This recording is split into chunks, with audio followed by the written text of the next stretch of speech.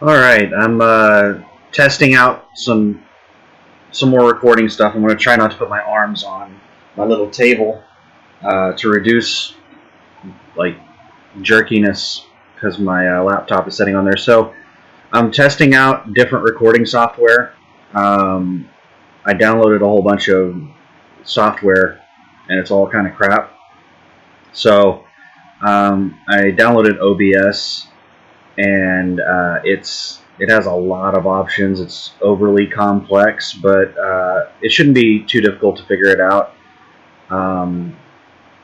But I'm recording with the camera on the laptop, and the quality actually looks pretty good. When I was recording with other software, it looked a lot worse than it does right now. So the camera's decent.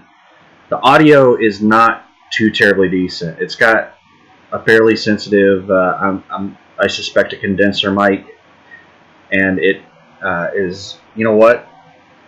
I can reduce some of the noise. Let me turn off a fan.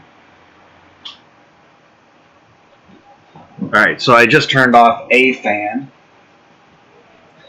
I have another fan that I can't turn off because it's on one of my switches, and I can't turn that networking equipment. Well, I could turn it off, but stuff would go offline.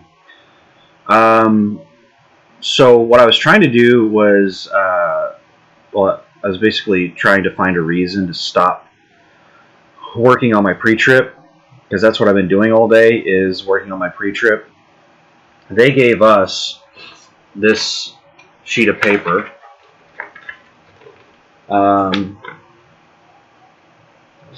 That is front and back 1, 2, 3, 4 front and back pages. So 8-page pre-trip.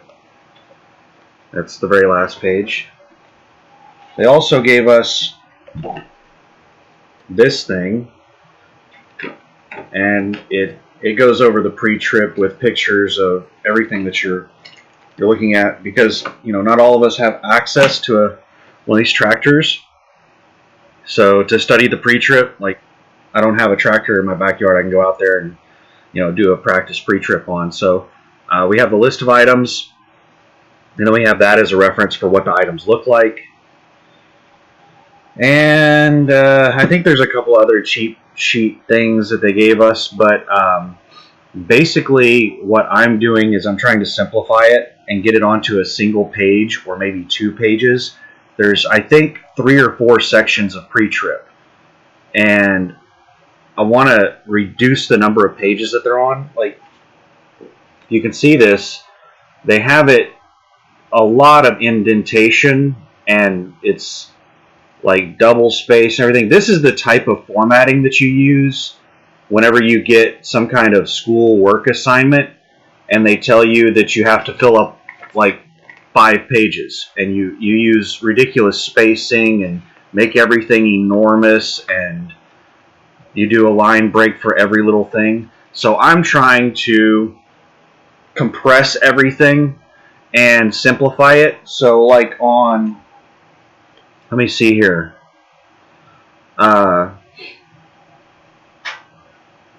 There are some items that they have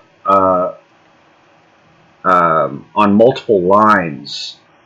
Let me find a really good example of one.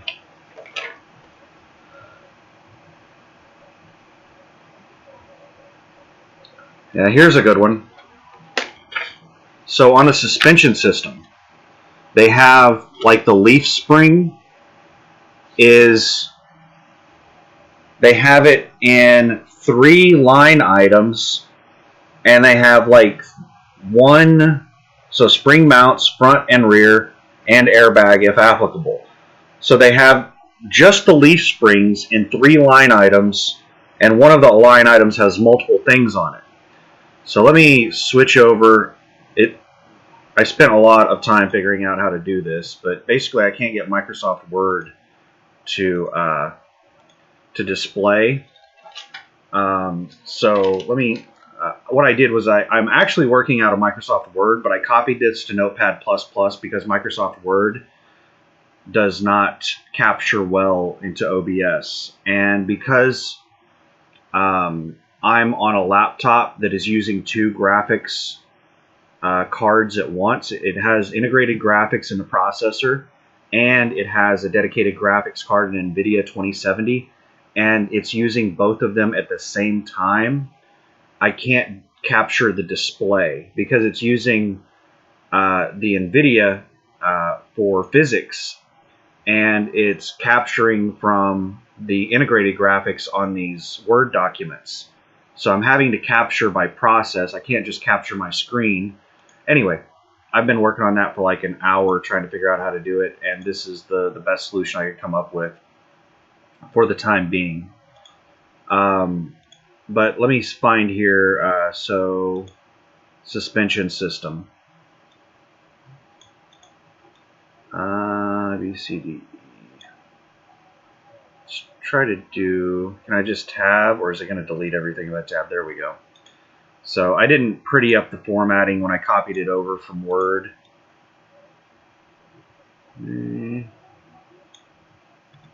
This right here is a page break, so let me try to zoom in.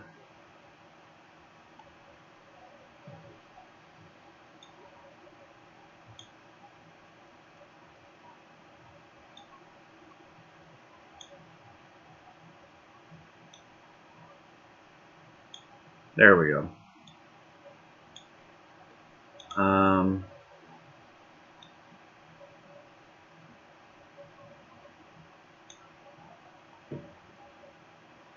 Now I'm zooming in on OBS. It looks like it didn't auto zoom in OBS, so all right, that should be legible right there. So I broke just the leaf spring. I put that as a single line item. So leaf springs, and then the front, rear, middle mount, and then a possible airbag if it exists.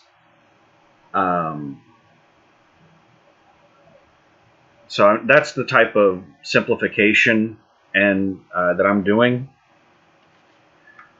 because I just want to try to memorize systems and go from system to system and keep the number of systems minimal. I don't want to try to memorize every, like, I could create a list of, you know, I don't know how many total items there are in this, but let's say there's 250. I can create a list of 250 items and try to memorize that 250 item list, or I can try and simplify it down to a list of maybe 50 items.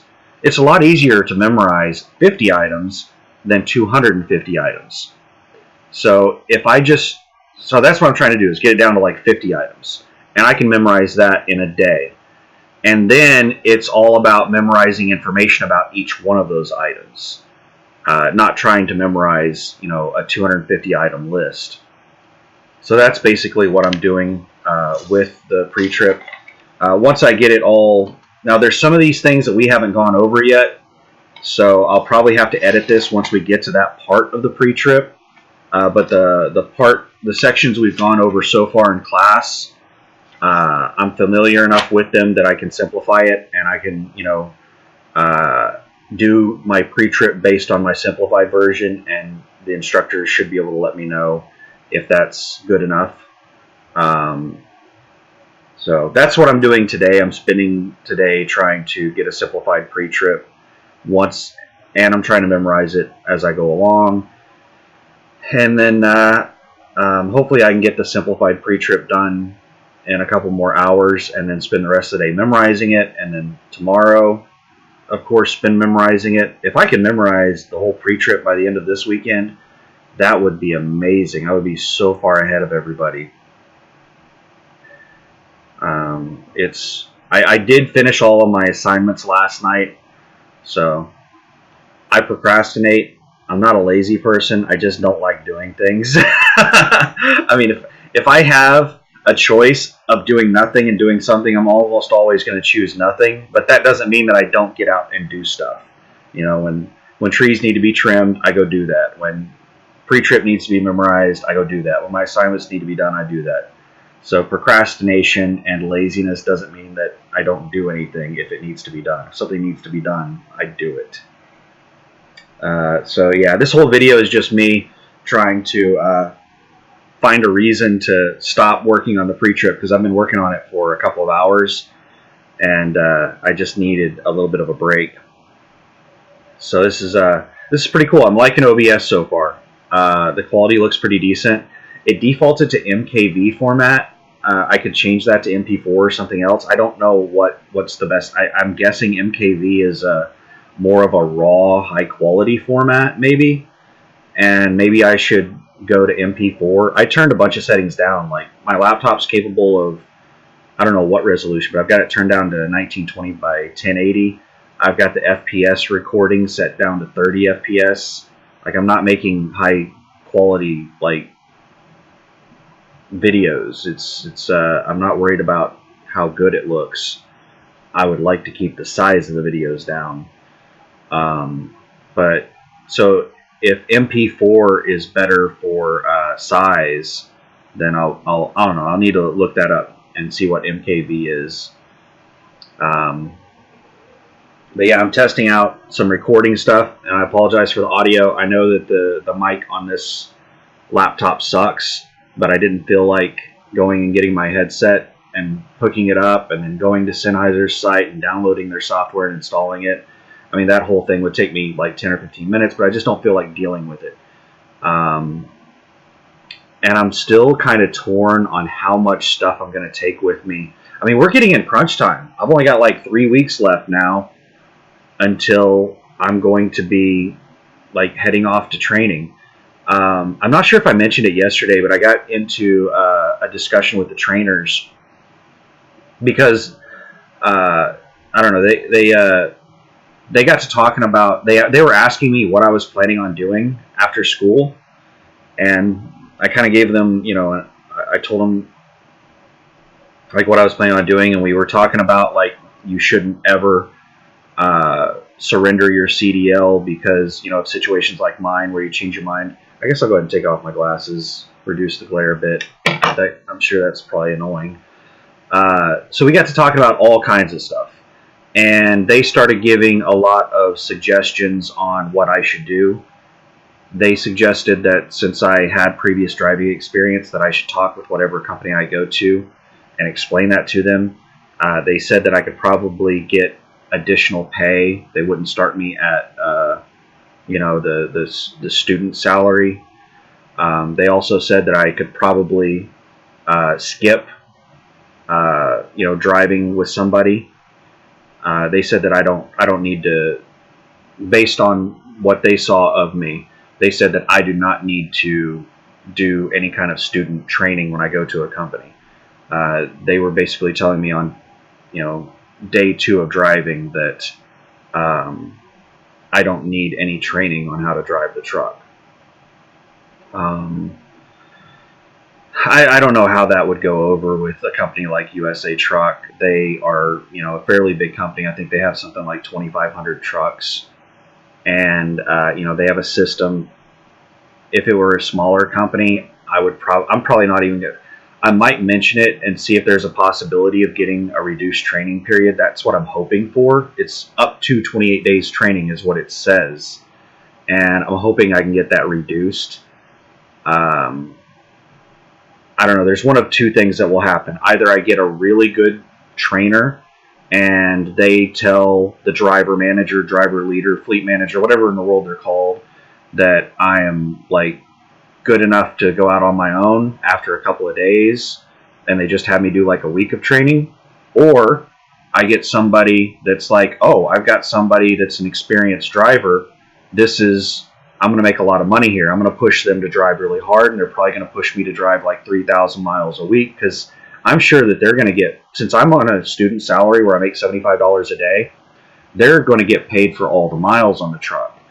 So I might get somebody that tries to abuse me for the full 28 days. It's like what happened last time to me. I'm a fairly quick learner, and I got to where I could drive the truck really well within about the first week of training. And the trainer I was with was a lease operator, and he basically abused me. and pushed me to drive my maximum hours every day. I was driving 11 hours a day, and I was putting probably 3,500 miles or more on the truck every week, even though he was only putting about 1,500 miles on the truck. We were probably averaging 5,000 miles a week, and 3,500 of those miles were me. And then he wouldn't let me off the truck at the end of my training period. I had to basically threaten to get off the truck and take a bus home about a week after my training ended. And I just hope I don't get into another situation like that where somebody tries to, so that, oh, it just like flickered there for a second, where somebody, I'm not sure if that was recorded properly. I'm hoping I don't get into another situation with somebody that is just greedy and selfish, and they're not trying to do what's best for me. And what's best for me is for me to get in my truck as soon as possible, because the student salary sucks. You can make a maximum of $75 a day times 7 days a week. I think that's $525. You can do the math and double check that. I'm not sure off the top of my head. That's the maximum I can make, and I think I have to work a minimum of 4 hours in a day to get that $75 pay. So if they run me out of hours because they're running me so hard, and we have to do a 34-hour restart, I won't get paid for that day that we're out of hours. So it's in my best interest that we just do 4 hours a day. But that's not going to be good for them, because I'm sure they're paid mileage. Anyway, I got derailed off on there, but that's what the instructors were suggesting to me, is that I should negotiate for better starting pay, and I should negotiate to skip training. I don't know how hard I'm going to push that subject with USA Truck. We'll see. What else was there? They tried to talk me into a couple of different companies to drive for, and I looked into them, and they don't seem like very good companies. Frey Miller is a local company here in Oklahoma City. I think it's Frey Miller, something like that. That was one of the suggestions, that I should start with them.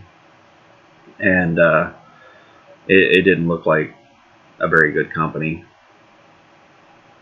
Like, their lease program was $1.07 a mile. It's really, really bad. But the two instructors that we have, the main instructor said that she has something like, I think, 15 to 20 years experience. And then the other instructor that they're in the process of training, I think he said he has like 40 years experience. And both of them have experience as company drivers, owner operators, lease operators. I think they've both had their own authority at one point or another. So they have a tremendous amount of experience. So it's good to get feedback from people like that. 18 minutes. I don't know. I'm trying to think of more to say, because I don't want to. As soon as I finish this video, I need to go back to working on the pre-trip. There was some stuff that right after I made the video last night, I was like, oh, I should have mentioned that. Oh, one of the things was we got fuel on Thursday on day 4. We pulled up. Like, I don't get out much, so I'm not familiar with Oklahoma City. I'm just familiar with my commute back and forth to work. I don't drive around town. I don't hang out. I don't, like, whatever part of town we're driving in, we're constantly passing strip clubs, and like, from what everybody's telling me, it's a really, really, really bad part of town.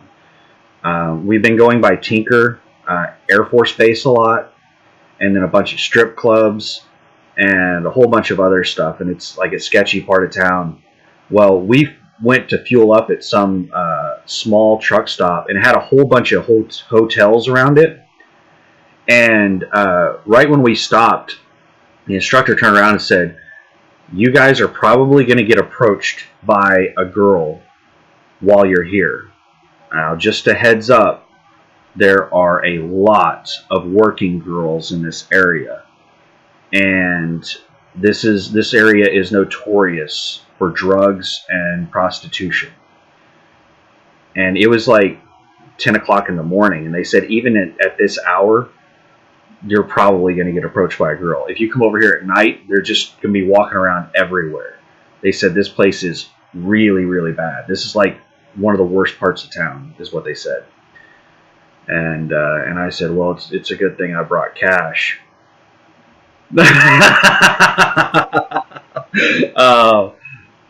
So yeah, that was pretty funny.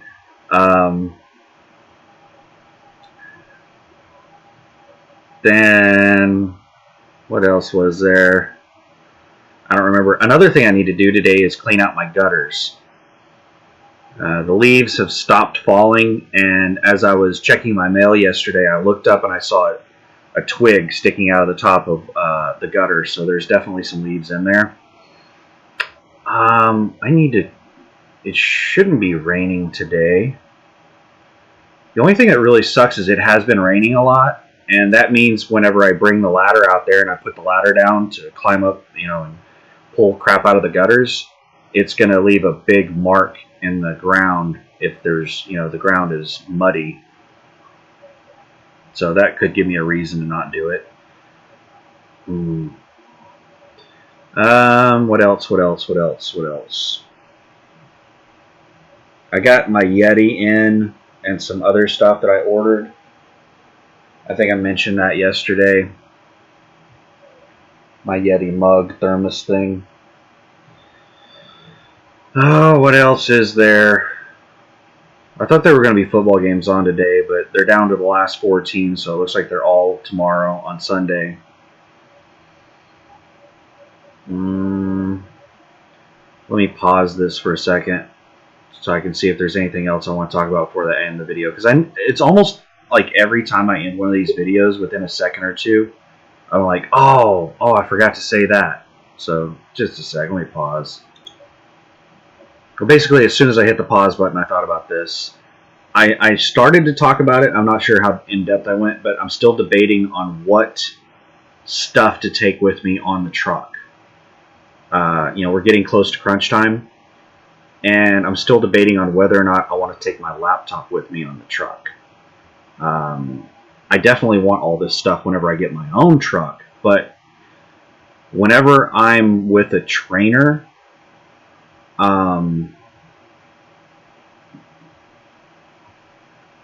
for anybody who hasn't been in this kind of environment, I don't really know how to explain it in a way that you would be able to get the full context.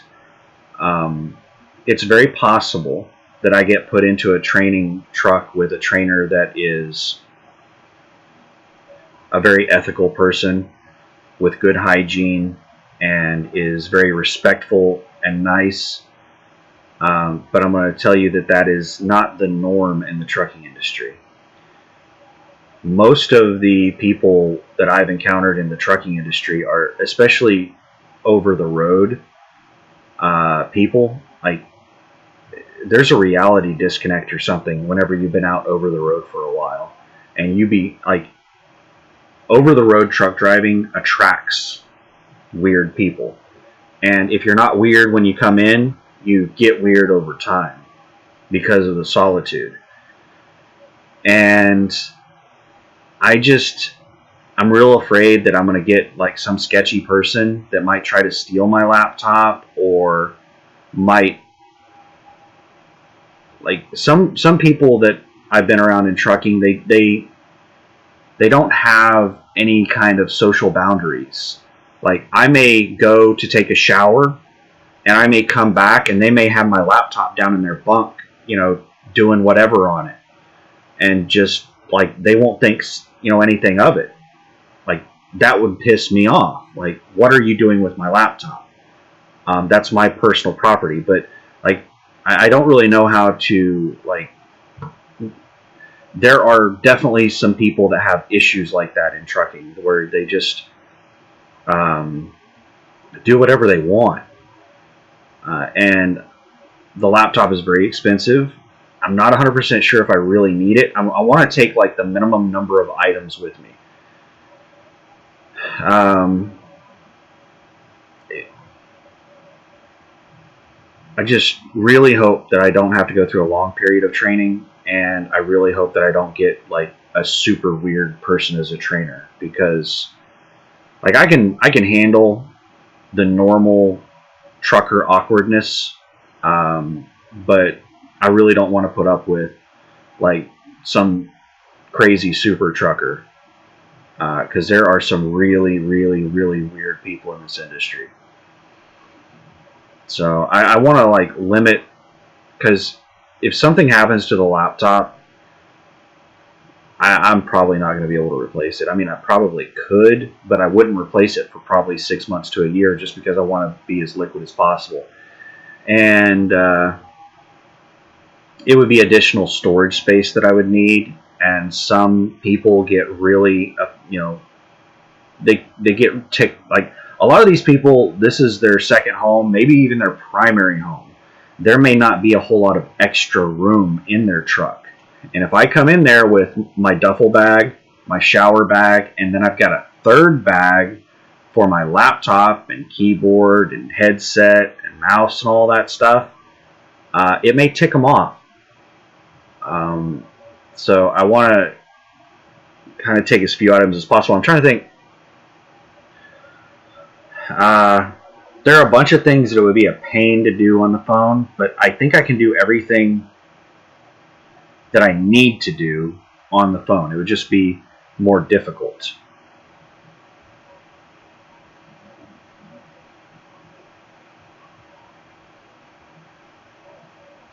I don't know. I really don't want to. Here's another thing. What I'll probably do is I'll go without the laptop initially, and supposedly they're going to try to put me with a trainer that lives out of the same area that I do. So my trainer may live in Oklahoma City as well. And they try to get people home every 1 to 2 weeks. So if I don't bring my laptop, then I can just kind of get a feel for what kind of person this is. And then whenever we swing by Oklahoma City, I can pick up my laptop if I feel comfortable bringing additional items onto the truck. I may get somebody that's really cool that already has their own gaming laptop and they're a fellow gamer. And I'm going to be like, oh man, I wish I would have brought my laptop. We could play Diablo together while we're getting loaded or something like that. That there's the possibility that I could end up with something that's just like, somebody that's just like really awesome and has a lot of the same interests as me, and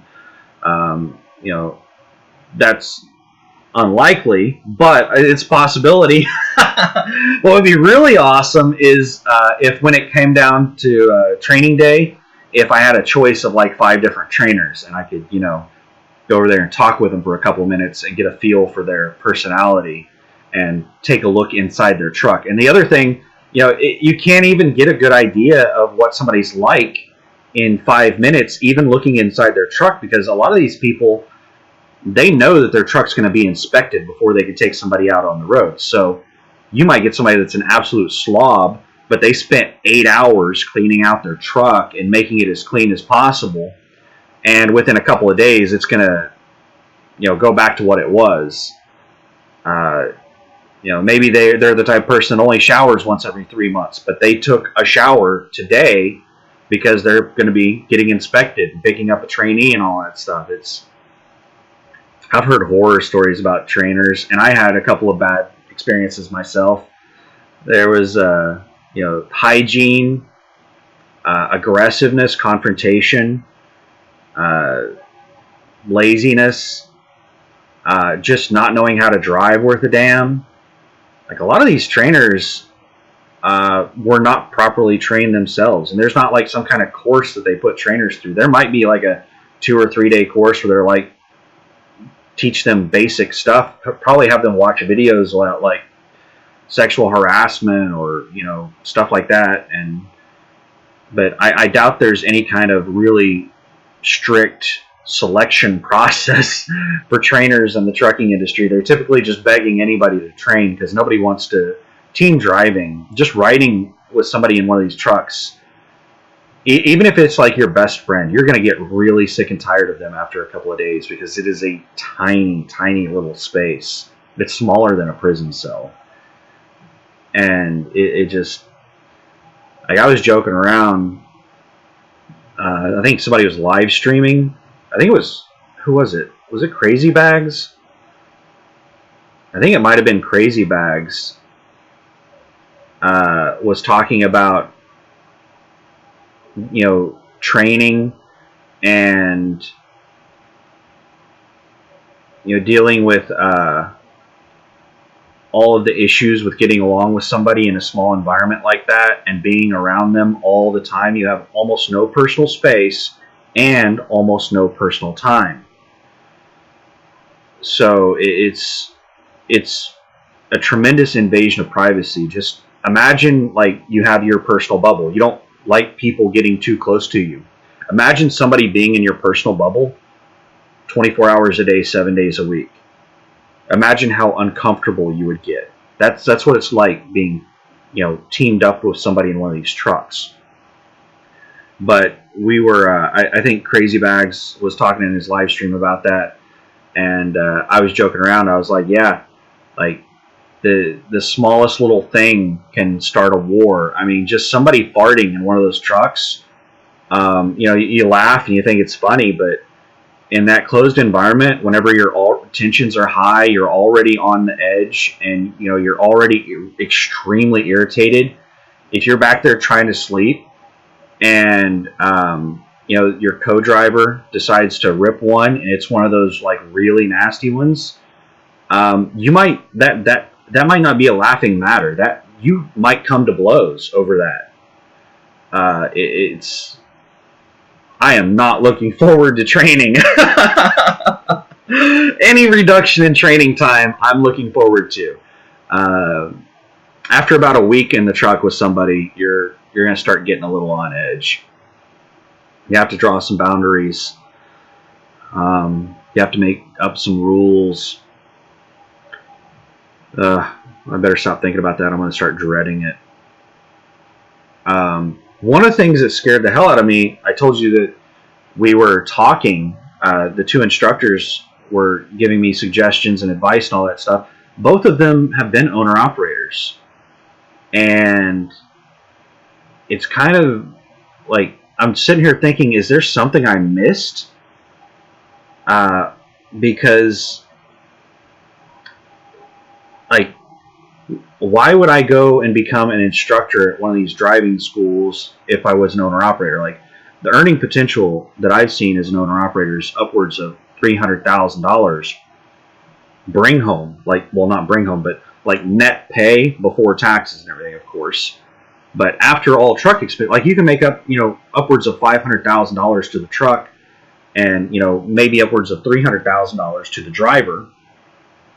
Why in the hell would you want to work at one of these CDL schools that probably pay $50,000, $60,000 a year, if that?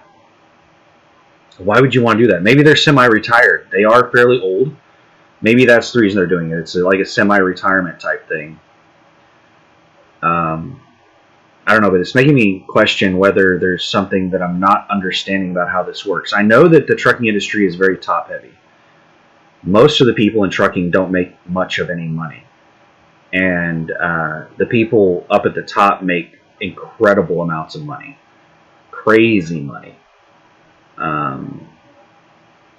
So maybe these are, people who didn't do incredibly well as owner-operators. The other part about that is work ethic. Like, you can be making just crazy, crazy money, and you're the type of person that's like, well, I've made enough money this month, I'm going to take a couple of weeks off. So if you would have worked the entire year, you might have made $200,000 that year.